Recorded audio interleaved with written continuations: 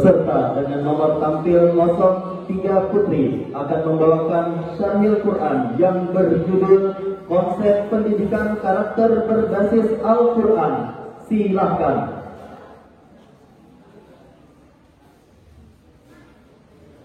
Fajar menyisir senja dengan kasih dan kelembutannya yang menawan. Kuasa yang maha cinta memperlihatkan keagungannya tiada tanding. Wahai insan-insan pemuja keindahan, penikmat lara, pengagum panah, kami ucap salam menyambut untuk menggetarkan pertandai di taman surga. Assalamualaikum warahmatullahi wabarakatuh.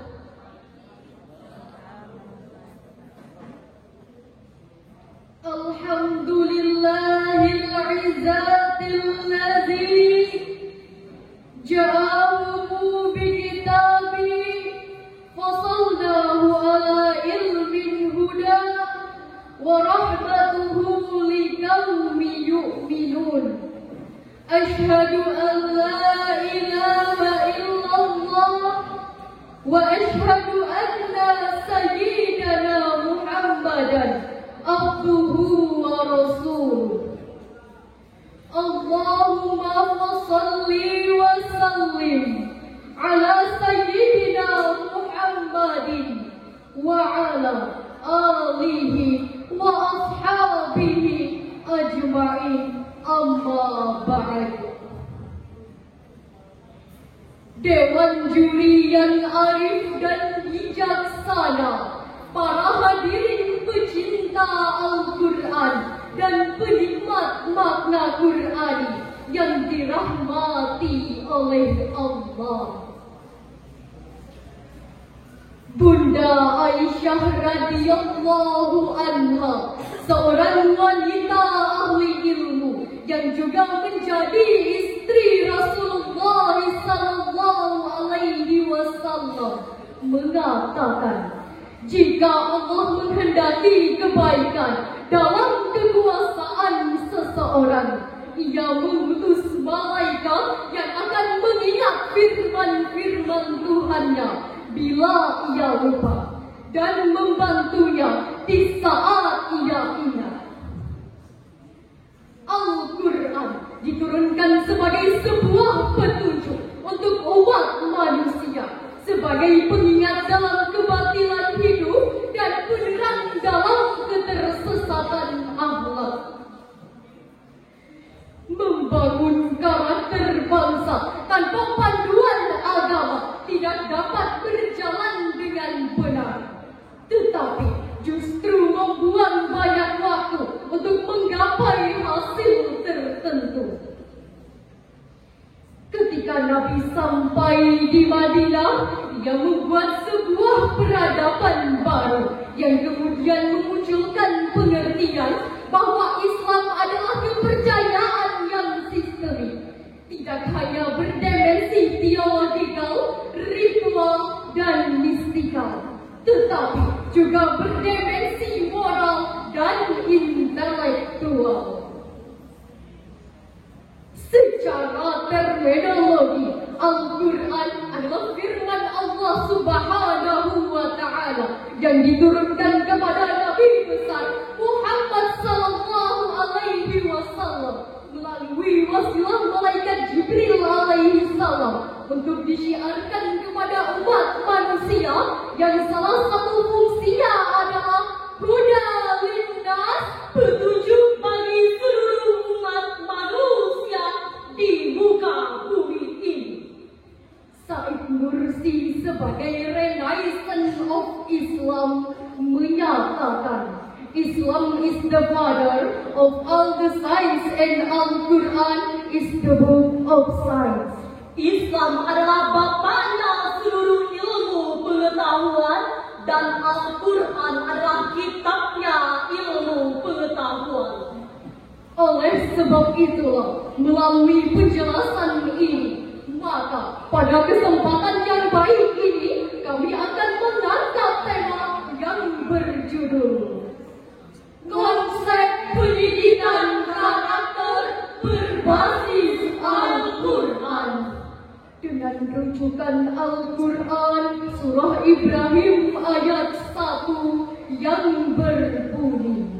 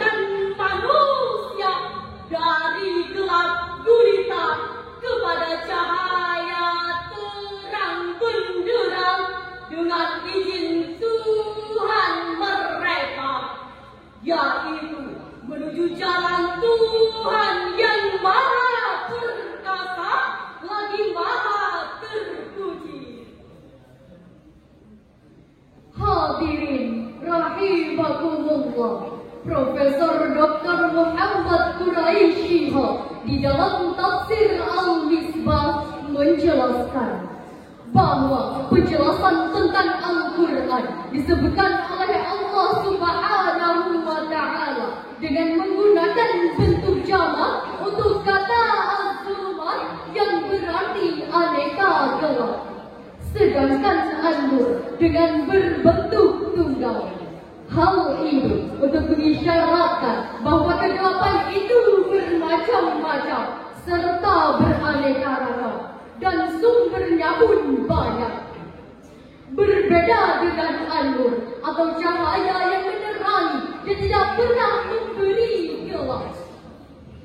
Penjelasan tentang Al-Quran sebagai penerang atau An-Nur benar-benar menunjukkan bahwa antara Al-Quran dengan membangun karakter bangsa terdapat hubungan yang saling mengikat. Kemajuan membangun karakter bangsa tidak dapat dinilai dengan apa yang dipersembahkannya kepada masyarakat, tetapi juga diukur dengan wujudnya suatu lingkungan yang dapat mendorong kemajuan bangsa tersebut, termasuk Al-Quran. Al-Quran merupakan firman Allah Subhanahu wa Ta'ala yang tidak mengandung kontradiksi. Al-Quran adalah kitab yang telah diturunkan oleh Allah kepada utusannya sebagai petunjuk. Al-Quran adalah kitab terakhir dan dalam penjagaan Allah Subhanahu wa Ta'ala. Oleh sebab itu, membangun karakter bangsa akan berkembang cepat hanya dengan dituntun oleh Al-Quran dan mengambil kebenaran darinya. Karena hanya dengan demikian membangun karakter bangsa mengikuti jalan Allah Subhanahu wa Ta'ala.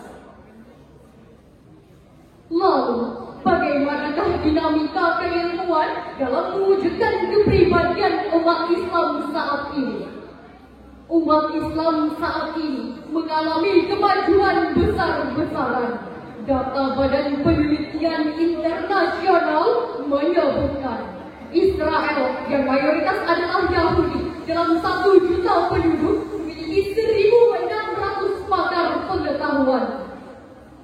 Amerika yang mayoritas adalah Nasrani dalam 1 juta penduduk memiliki 160 pakar pengetahuan.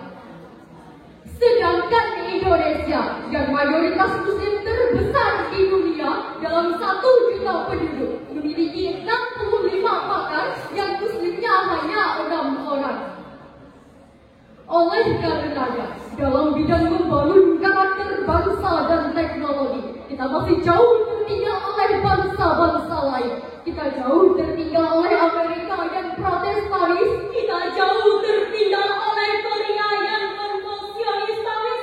Bahkan kita jauh tertinggal oleh Jepang yang Buddhis Taois.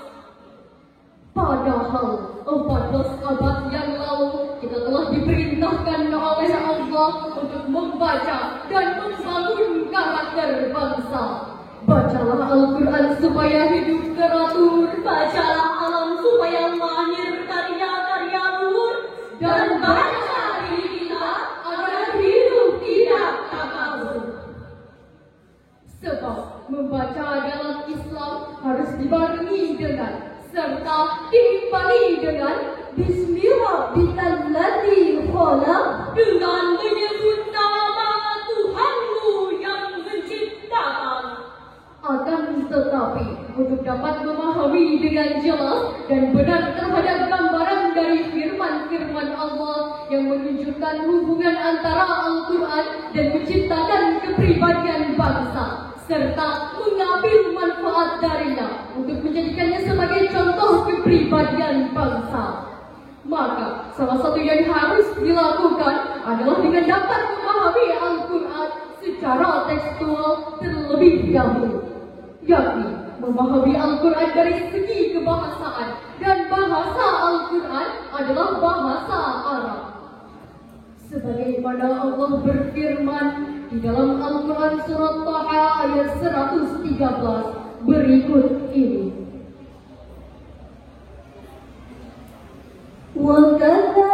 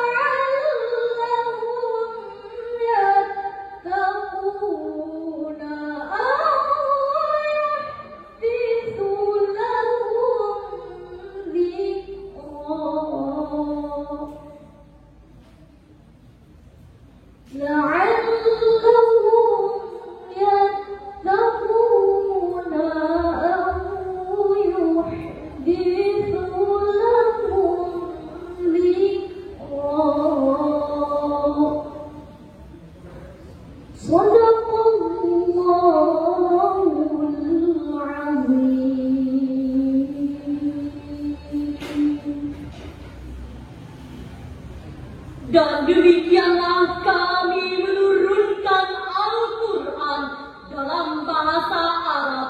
Dan kami telah menerangkan dengan berulang kali di dalamnya sebahagian dari ancaman agar mereka bertakwa atau agar Al-Quran itu menimbulkan pengajaran bagi mereka.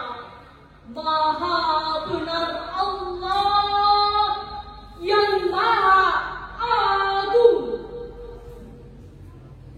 Hadirin rahimakumullah, memperhatikan penjelasan tersebut, maka jelaslah bahwa Al-Quran benar-benar merupakan landasan contoh kepribadian bangsa buat kita.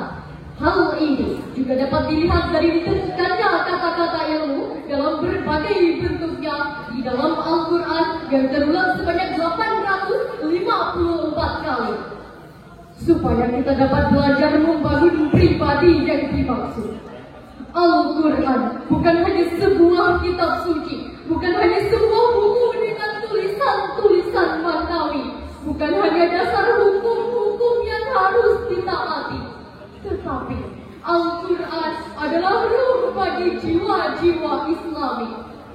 Al-Quran adalah penerang terhadap kegelapan hati yang kini menyelubungi karakter pemuda-pemudi. Kesucian Al-Quran laksana mata air di kala dahaga. Kenistaan dan keterpurukan dunia membuat umat manusia terlena. Pada akhirnya kami mengajak, Wahai saudara-saudaraku orang Jogja, sumangga kulolan panjenengan dadosaken Al-Quran kagem tuntunangen gesang. wahai saudara-saudaraku orang Jepang, ja Al-Quran wabatasi taji nokyo kaso minari maso. Demikianlah yang dapat kami sampaikan, mudah-mudahan ada manfaatnya. Hidup sendiri tanpa seorang kekasih, Cukup sekian dan terima kasih. buah pisang berkembang mayang, Kami mana Tuhan yang kami sayang. wabillahi taufiq wal hidayah.